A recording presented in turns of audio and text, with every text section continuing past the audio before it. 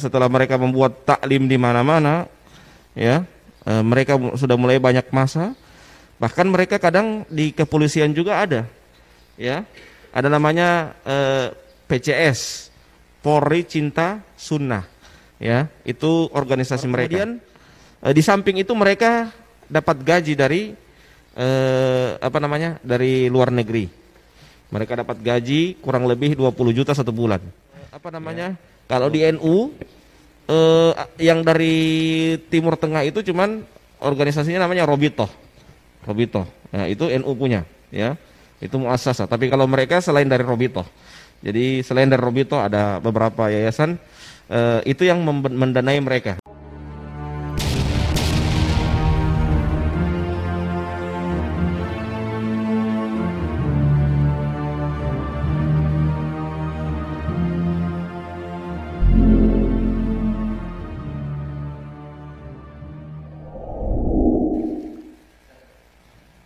Assalamualaikum warahmatullahi wabarakatuh.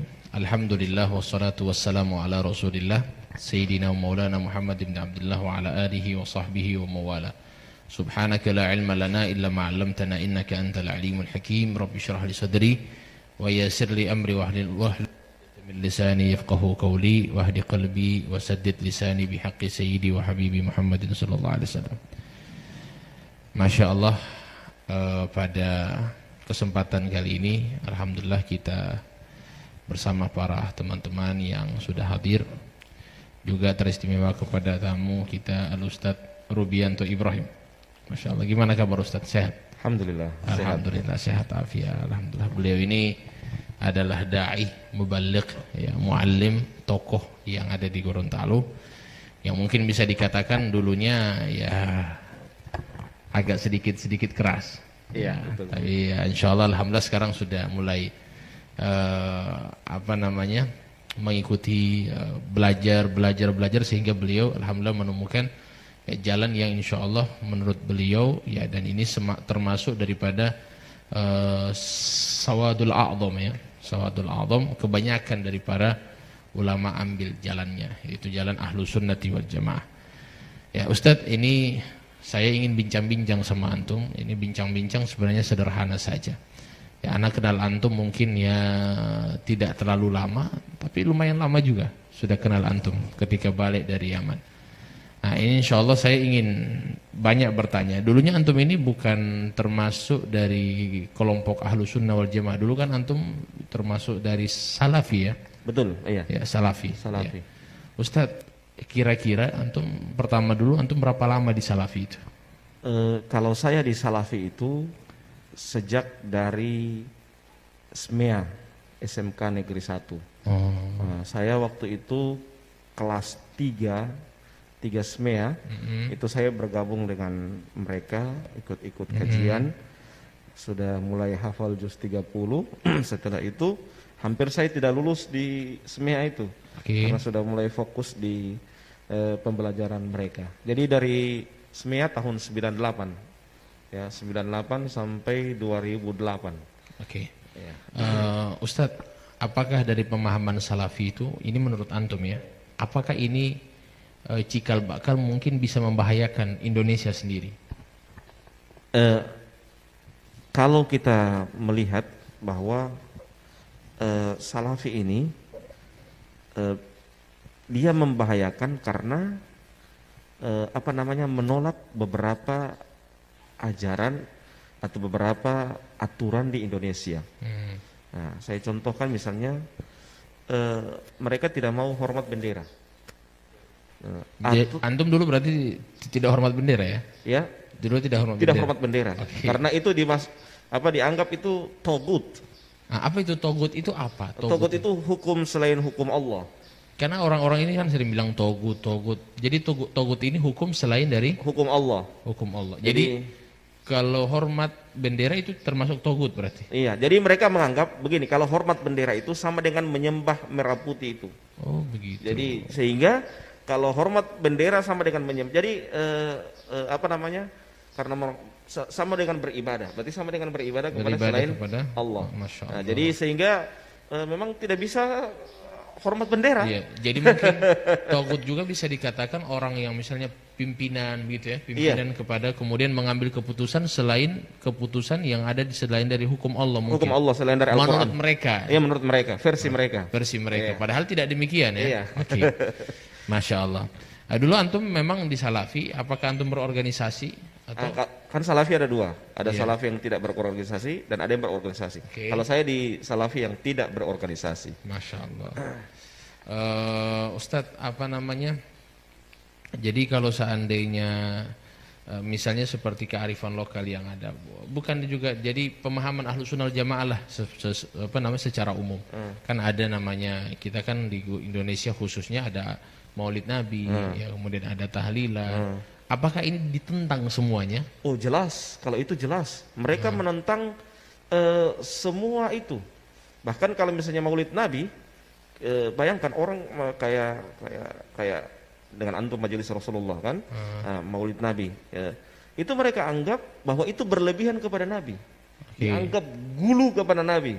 Ya, jadi kita cinta kepada Nabi. Orang kan buat Maulid Nabi itu kan saking ekspresi cinta.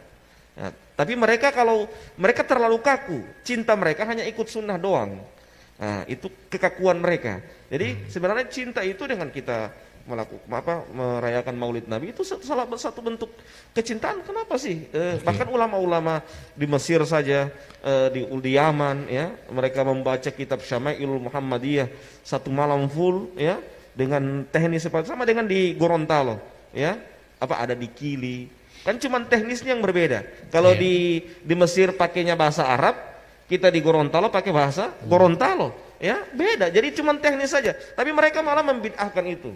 Ya, mereka menganggap itu adalah hal-hal yang yang tidak ada dalam syariat Islam. Itu begitu juga tahlilan.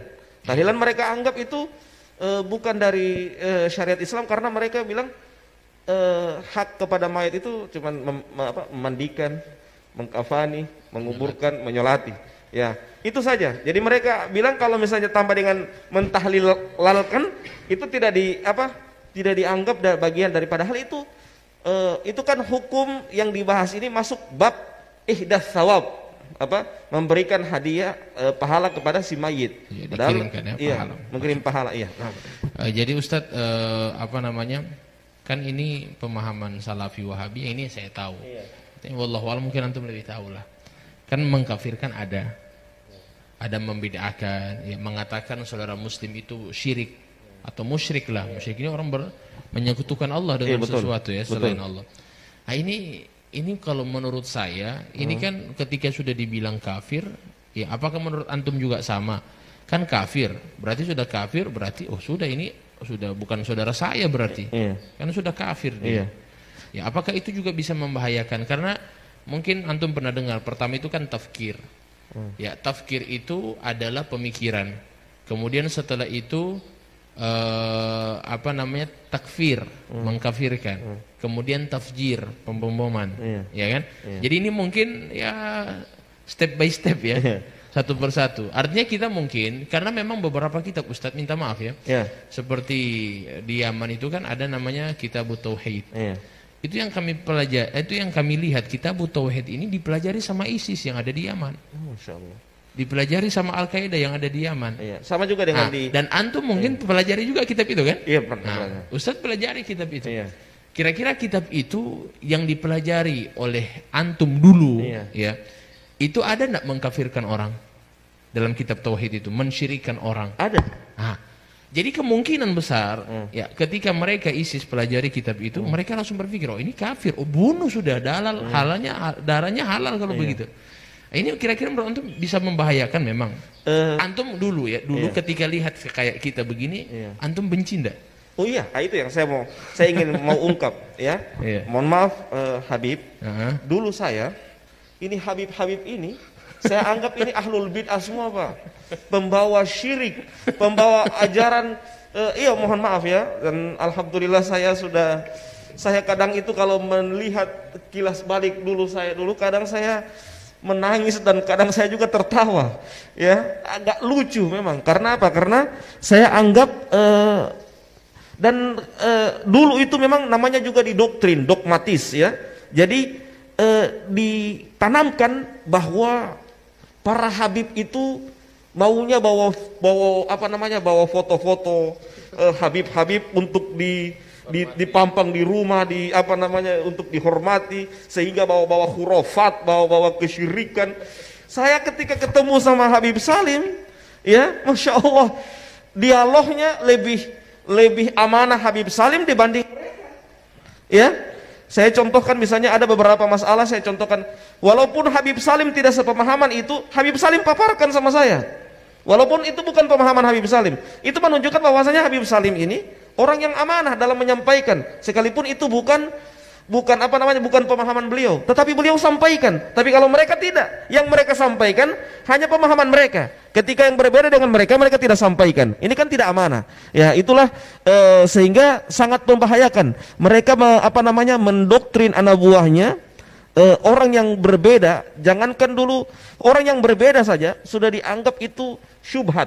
Syubhat itu hal yang mengkhawatirkan. Ada ciri-ciri, ada cikal bakal menjadi orang sesat. Nah, kalau sudah agak naik sedikit tingkat kebenciannya, ya, maka sudah dihukumi bahwa orang ini ahlul bid'ah, tidak layak duduk dengannya, tidak layak bersanding begini, taklim sama-sama, tidak layak makan bersama, tidak layak tidur bersama, ya. Kemudian kalau sudah saya misalnya ziarah kubur sama-sama dengan Habib Salim, sudah dianggap pencinta kubur lah, jadi kuburiyun, ya, sehingga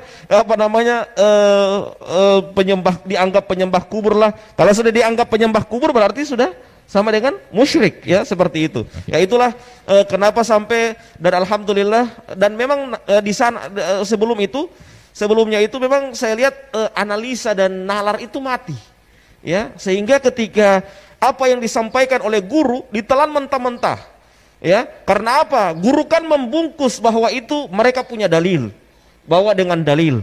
Jadi dalil mentah yang mereka keluarkan, kita sebagai murid sami'na wa ata'na, analisanya tidak jalan, mati semuanya analisanya. Nalarnya juga tidak jalan, mati semuanya. Jadi seakan-akan guru ini seperti nabi yang tidak boleh dikritisi perkataannya, ya. Sehingga seperti itulah. Jadi ketika saya mulai diskusi, ya, itulah mulai saya sudah termasuk ketemu dengan Habib Salim.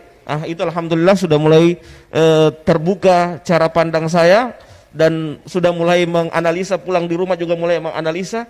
Ternyata orang-orang yang selama ini yang saya tuduh ahlul bid'ah, yang saya tuduh tukang mengajarkan kesyirikan kepada saya, ya, ternyata mereka lebih ilmiah dan lebih amanah dibanding mereka. Nah, Masya Allah, luar biasa, berapi-api ini kayaknya ini beliau.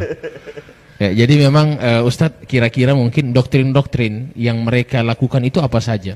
Antum kan tahu kan bagaimana mereka, antum ketika hadir di halaku, sehingga para murid itu, para orang-orang yang hadir di majelis taklim mereka itu, kalau melihat kami tidak ada senyum. Bagaimana mereka itu mendoktrin sampai sedemikian gitu loh. Begini, kenapa mereka tidak ada senyum? Mereka pakai hadisnya Ka'ab bin Malik yang meninggalkan perang Tabuk. Oke. Ya, diboikot orangnya ya. Diboikot orangnya karena meninggalkan perang Tabuk. Jadi mereka mengkiaskan bahwa ini ahlul bid'ah sama dengan orang yang meninggalkan perang Tabuk. Jangan diajak bicara, jangan disalami, ya. Dan bahkan mereka pakai perkataannya siapa namanya? Fudail bin Iyad. Barang siapa yang membantu ahlul bid'ah, berarti dia sama dengan membantu menghancurkan Islam, ya. Ada beberapa perkataan itu yang jadi cara doktrin mereka mungkin barangkali ketika hadir di halakum, mereka tidak mau murid-murid yang hadir itu hadir di majelis lain, ya. Iya, gitu.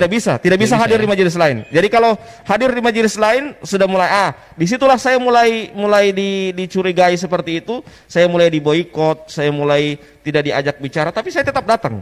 Gimana kabar? Sekalipun mereka, saya memang sudah rasa bahwa mereka itu sudah tidak lagi dengan saya. Tapi saya, namanya juga ukhuwah, tetap saya jalin. Masya Allah, itulah bedanya. Ya, kita diajarkan di sini. Ya, saya di NU diajarkan bagaimana ukhuwah dengan baik di majelis Rasulullah, bagaimana juga ukhuwah diajarkan dengan baik. Ya, itulah sehingga tidak pernah ada kebencian kepada mereka, sekalipun mereka benci sama saya karena saya sudah dicap ahlul bid'ah. Kadang mereka tanya sama saya, Ustadz bagaimana hukum ini? Saya tanya balik, ente bisa terima anak punya jawaban karena anak ini di mata antum sudah ahlul bid'ah. Jadi seperti itu. Oke, mungkin ada pertanyaan sampai. Ya, terima kasih. Dari penyampaian tadi sangat menarik ya, dari perjalanannya Pak Ustadz Robi.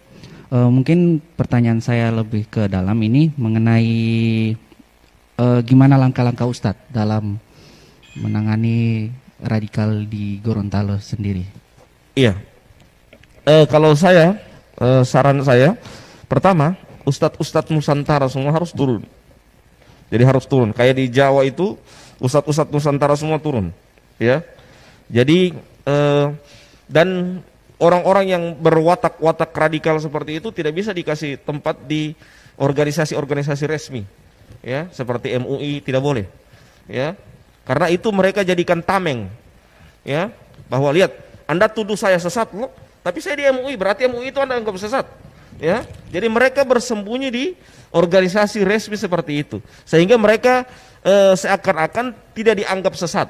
Sehingga dan juga mereka sepak terjang mereka lebih leluasa untuk menyebarkan pemahaman mereka dan mereka anggap itu adalah ajaran yang benar dan dipahamkan kepada masyarakat bahwa itu adalah ajaran yang benar. Padahal mereka secara step by step mereka mengajarkan kebencian kepada orang yang berbeda dengan mereka. Ya, jadi kalau orang yang berbeda dengan mereka, walaupun masih ada koridor macam kayak kita ikut mazhab Syafi'i, karena mereka mazhab Hambali, mereka tanamkan kebencian kepada murid-murid mereka untuk benci kepada kita. Kita ikut mazhab Syafi'i, ya. Jadi seperti hanya beda mazhab saja, mereka tanamkan kebencian. Apalagi kalau masalah yang sudah berbicara Asy'ariyah, ya, masalah akidah, pemahaman. Jadi mereka sudah tidak bisa menerima lagi. Masalah saja mazhab mereka tolak, apalagi masalah yang lebih tinggi dari itu. Jadi kalau saran saya pertama, ulama-ulama Nusantara harus gencar di berbagai macam lini, di media, kemudian juga di taklim harus juga rutin. Yang kedua, mereka jangan diberikan tempat untuk di organisasi resmi seperti itu. Yang ketiga, memang harus di cara bertanyanya, melihat radikalisme atau tidak, kita tanya bagaimana hukum Anda, menurut Anda tentang Maulid Nabi. Kayak Habib Salim tanya sama saya, bagaimana hukum menurut Anda tahlilan? Bagaimana hukum menurut Anda perayaan Isra dan Mi'raj? Kalau mereka bilang itu bid'ah, itu radikalisme, ya. Itu bibit-bibit radikalisme. Karena apa? Ini kan sudah ajaran nasional. Maksudnya sudah seandainya itu salah, berarti presiden berbuat kesalahan loh. Berarti seandainya itu salah, semua orang yang melakukan itu semua dianggap salah semua, ya. Karena merayakan hal seperti ini, ya. Bukan cuman di Indonesia, ulama Saudi, ulama Yaman, ulama Mesir, ulama Yaman dianggap salah semuanya merayakan hal itu. Ya, bayangkan mereka sudah menanamkan kebencian kepada muridnya untuk benci kepada ulama-ulama besar, ya, ulama-ulama yang lebih paham sama dari mereka tanamkan kebencian kepada murid-murid mereka. Jadi itu agar menangkal radikalisme di Gorontalo secara khusus dan di Indonesia secara umum, dan paham radikalisme itu versi mereka dan versi kita beda. Kalau versi mereka radikalisme itu nanti bom-boman itu baru kemudian dianggap radikalisme. Nanti sudah bom, ya, nanti sudah meledak baru itu dianggap radikalisme. Tapi mereka radikalisme mereka tipis-tipis dari awal, ya. Tidak mau hormat bendera, tidak mau tidak mau pergi ke tahlilan, ya, tidak mau merayakan Maulid Nabi, tidak mau merayakan Isra dan Mi'raj, ya, semua ajaran-ajaran seperti itu. Muslim kafir, ya, muslim kafir, ya, caci maki, ya. Jadi memboikot saudaranya yang tidak semajelis dengan mereka, ya, dianggap seperti dianggap ahlul bid'ah. Misalnya Habib Salim, ketua majelis Rasulullah provinsi Gorontalo, dianggap dedengkot ahlul bid'ah karena apa? Karena kaptennya majelis Rasulullah, ya. Jadi seperti itu. Jadi dan mereka, cara sikap mereka tidak cara pandang mereka kepada orang-orang yang seperti ini tidak ada senyum, ya. Lisan mereka keluar ayat-ayat Al-Quran tapi hati mereka busuk, memberikan kebencian kepada kaum muslimin. Sama dengan orang-orang Khawarij di zaman dahulu, bacaan Quran mereka kalah dengan sahabat, ya. Tapi kata Nabi apa? Yamrukuna minad din kama yamrukus sahmi minar ramiyah. Mereka keluar dari agama seperti keluarnya anak panah dari busurnya, ya. Jadi mereka bacaan, coba lihat orang-orang Khawarij di zaman dahulu itu, bacaan Quran mereka itu bagus, sama dengan mereka. Coba lihat kalau mereka ceramah, dalil. Tapi setelah itu prakteknya apa? Mereka benci kepada orang yang berbeda dengan mereka. La ilaha illallah. Ini sangat berbahaya dengan pemahaman seperti ini. Masya Allah. Luar biasa, semakin lama semakin hangat kayaknya perbincangan. Jadi alhamdulillah kita sudah dapat banyak ilmu dari beliau yang insya Allah mudah-mudahan negeri kita ini dijaga oleh Allah Subhanahu Wa Taala dari pemahaman-pemahaman seperti itu, Ustaz. Karena memang khawatirnya begitu, yang paling dikhawatirkan itu anak-anak muda. Anak muda ketika didoktrin benci kepada saudara muslim, ya kan, mereka kan belum tahu apa-apa. Di situ ada satu perkataan ulama, manittasa'a ilmuhu qalla inkaruhu. Jadi semakin luas ilmunya seseorang, semakin sedikit ingkarnya sama orang lain. Mereka itu saja ketika hadir di majelis ta'lim, mereka suruh fokus jangan ke majelis ta'lim lain. Tidak boleh. Kalau kalian ke sana berarti kalian sudah ikut dengan ahli bidah. Jadi cuma sama mereka-mereka. Jadi yang diajarkan ilmu-ilmu itu saja. Nah, ketika diajarkan ilmu itu saja, mereka punya pemahaman tidak terbuka, didoktrin harus begini, harus begini. Nah, akhirnya ini yang menjadikan ya mungkin ya kepemahaman yang demikian juga bisa jadi. Ya kan, kepemahaman sampai minta maaf, sampai bisa benci saudara muslim, sudah halal darah, ya sudah dibunuh. Khawatirnya sampai terjadi bom bunuh diri, ya mungkin dari situ semua. Di situ saya sampaikan tadi, ISIS itu kan begitu juga. Ya, Kitabut Tauhid dipelajari sama ISIS. Al-Qaeda mempelajari juga itu kitabnya, ya kan? Jadi bayangkan mereka ini kita tahu bersama main bunuh. Ya, dari mana? Ya dari Kitabut Tauhid yang dipelajari. Ya, kita mungkin mungkin banyak yang bilang, "Oh, ini beda ustadz. Kalau di sana begitu dia punya ustadz kasar, radikal, tapi di Indonesia aman-aman." Oh iya, di Indonesia memang aman-aman, cuma di situ sudah ada tapi mereka malu-malu, bukan aman-aman. Nah, itu bahaya. Jadi oleh karena itu memang mungkin insya Allah antum-antum seperti Ustaz, seperti antum insya Allah lebih lagi hadir di masjid-masjid, ya berikan pemahaman. Karena kalau orang tua itu saya rasa tidak perlu dipahamkan lagi. Karena orang tua itu sudah dibekali dari kecil. Yang bahaya itu anak-anak muda yang kosong, tidak punya pemahaman agama, tidak didoktrin dari orang tuanya, sehingga ketika sudah besar ya bisa terikut dengan ajaran mereka. Seperti itu kira-kira. Mungkin ada pertanyaan? Silakan. Ya, terima kasih. Setelah saya mendengar tadi penjelasan dari Pak Ustadz, bahwa Pak Ustadz selama di Wahabi ini sekitar kurang lebih 10 tahun. Jadi pertanyaan saya di sini, kira-kira apa tujuan utama daripada mereka Wahabi ke Indonesia, khususnya ke Gorontalo? Itu tujuan utama. Kemudian dalam penyebaran ini membutuhkan dana. Kira-kira dananya ini dari mana saja, Pak? Terima kasih, Pak Ustadz. Kalau target mereka itu pertama, target mereka itu mereka mencari massa dengan sebanyak-banyaknya. Jadi mereka membuat taklim di mana-mana. Setelah mereka membuat taklim di mana-mana, ya mereka sudah mulai banyak massa. Bahkan mereka kadang di kepolisian juga ada, ya ada namanya PCS, Polri Cinta Sunnah. Ya, itu organisasi mereka. Polri Cinta Sunnah. Itu di situ ada orang-orang mereka dan ustadz-ustadz mereka di apa namanya pembinanya di dalam, ya PCS. Ya, dan setelah itu target mereka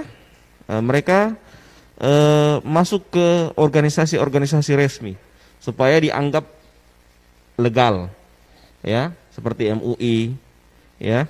Mereka mulai masuk di situ. Nah, setelah itu baru kemudian di samping itu mereka dapat gaji dari dari luar negeri. Mereka dapat gaji kurang lebih 20 juta satu bulan. Ya, 20 juta satu bulan. Iya, per orang, per dai-nya mereka. Iya, jadi ada per provinsi, satu provinsi itu satu orang, ya, satu orang dapat gaji, dan itu mereka dievaluasi, ya.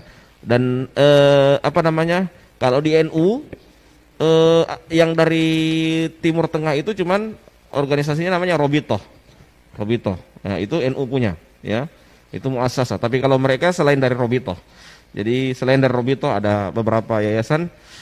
Itu yang mendanai mereka. Jadi jangan heran ada TV-TV mereka tanpa iklan semakin hari semakin besar, ya. Sekolah-sekolah mereka tanpa bantuan tiba-tiba langsung besar. Dari mana dana seperti itu? Jadi mereka punya dana memang demikian, dan sering tiap tahun kadangkala ada orang-orang yang dari luar negeri mereka undang, lihat tanah ini, lihat tanah ini, lihat tanah ini, dan itu tiba-tiba langsung ada pembangunan yang bertingkat-tingkat, dan juga alat, juga kamera yang cukup besar, ya, dan lebih tinggi kualitasnya dari Indonesia, karena memang mereka sudah diberikan bantuan seperti itu. Saya kemarin ditawarkan beberapa 10 tahun yang lalu, ya, ditawarkan, bagaimana Ustadz Robi kalau antum mau kami belikan kamera dan nanti bawa ke Gorontalo untuk dakwah di sana. Ya, tapi saat itu saya bicarakan sama istri saya, sehingga istri saya tidak setuju karena sudah ada sudah tercium bahwa itu adalah doktrin, termasuk doktrin untuk mengajak saya untuk agar jangan terlepas dari mereka. Ya, jangan terlepas dari mereka. Dan alhamdulillah setelah itu saya setelah itu saya dengan bertambahnya tahun saya masuk ke grup Bahsul Masail NU. Di situ mulai cakrawala saya mulai terbuka. Ya, di samping itu juga saya ketemu dengan orang-orang Gorontalo, termasuk Habib Salim, ya, diskusi, ya, termasuk juga ada teman saya yang di Jawa yang pernah juga duet sama Habib Salim, namanya Ustadz Zulfikar Harun, ya, itu diskusi. Itu kalau dengan Zulfikar Harun sampai panas telinga saya, diskusi lewat telepon 2 jam masalah itu, ya, 2 jam sampai panas telinga saya diskusi masalah ini, ya. Dan alhamdulillah lewat itu mulai saya terbuka cakrawala saya. Dan kenapa sampai saya harus langsung tegas untuk keluar? Beberapa hal yang saya dapatkan itu suatu kerancuan. Di antaranya mereka memalsukan beberapa kitab. Ya, mereka memalsukan. Bayangkan, ada di situ di kitab itu bab ziarah kubrin Nabi. Mereka hapus itu kubri. Jadi bab ziarah Nabi. Ya, jadi dipalsukan kitabnya sampai demikian. Bayangkan, ziarah kubur Nabi dihapus kubrinya, ya, cuman ziarah Nabi yang ditulis. Ya, mulai dari situ saya mulai, Allah, berarti ada hal yang rancu ini. Yang kedua, mereka menanamkan kebencian yang tidak disukai oleh gurunya, bukan tidak disukai oleh syariat. Jadi gurunya, kayak orang-orang munafik yang kata Allah dalam Al-Quran, yastakhfuna minan nas wala yastakhfuna minallah. Ya, mereka hanya takut sama guru mereka, tapi tidak takut kepada Allah. Ya, jadi seperti itu. Harusnya kan kalau dalam Islam itu apa yang dilarang oleh Allah itu yang kita takut. Jangan malah justru takut kepada manusia dalam artian hanya takut sama guru mereka. Jadi siapa, misalnya saya sebagai guru, saya marah sama si A, semua murid-muridnya harus marah sama si A. Seperti ini misalnya Habib Salim, dulu saya anggap misalnya didoktrin ke saya bahwa Habib itu ahlul bid'ah, dedengkot ahlul bid'ah. Saya harus benci sama Habib Salim. Kalau tidak benci, berarti saya juga dikhawatirkan kena syubhat dari Habib Salim dan jadi ahlul bid'ah juga. Jadi ditanamkan kebencian seperti itu kepada murid-muridnya agar membenci apa yang dibenci oleh gurunya. Ini sangat berbahaya sekali pemahaman-pemahaman seperti ini. Nah. Ya, luar biasa ya, sudah, insyaallah mudah-mudahan perbincangan kita ini sebenarnya masih banyak Ustadz ya. Hanya saja intinya memang semuanya yang antum sampaikan tadi insyaallah bisa kita fahami ya. Ternyata memang pemahaman yang benar adalah yang menjadi sawadul a'zam ya. Sawadul a'zam ini mayoritas. Karena kata Nabi SAW, la tajtami'u ummati ala dhalal. Tidak mungkin umatnya Nabi Muhammad itu berkumpul dalam kesesatan. Ya, kita kan mayoritas. Jadi tidak mungkin umat Nabi itu mayoritas kemudian sesat, tidak mungkin. Ya, kita kan alhamdulillah mayoritas. Jadi insya Allah kita tidak bertentangan dengan Nabi. Ya, kalau seandainya mereka katakan kita sesat, berarti mana yang betul? Nabi atau ente? Iya kan? Nabi atau kamu yang benar? Jadi antara dua saja. Kalau bukan Nabi yang salah, ente benar, atau ente yang salah, Nabi benar. Cuma dua itu saja. Karena tidak mungkin dua-dua benar. Iya kan? Nah, maka oleh karena itu insya Allah mudah-mudahan ini membuka pemahaman kita, dan insya Allah dakwah-dakwah seperti ini yang harus kita sampaikan kepada para pemuda, dan insya Allah kita tetap juga memiliki teknik-teknik ya masing-masing. Misalnya Ustadz Robi punya cara dakwah seperti itu, dan memang langsung menyerang kepada mereka supaya mereka sadar. Ya mungkin juga dari saya mungkin ada teknik sendiri dalam berdakwah kepada mereka, dan insya Allah mudah-mudahan semuanya saling mengisilah satu sama lain. Dan insya Allah mudah-mudahan semua para pemuda akan kembali ke manhaj yang benar, manhaj Ahlus Sunnati wal Jamaah yang dibawa oleh para ulama kita. Amin ya rabbal alamin. Terima kasih banyak atas kehadirannya dari bapak-bapak juga yang sudah bertanya, dari Ustadz wabil khusus yang sudah datang jauh-jauh dari Bualemo. Ya alhamdulillah bisa sama-sama meluangkan waktunya bersama kita. Ya terima kasih banyak, dan mudah-mudahan barokah dan manfaat. Billahi taufiq wal hidayah. Assalamualaikum warahmatullahi wabarakatuh. Waalaikumsalam warahmatullahi wabarakatuh.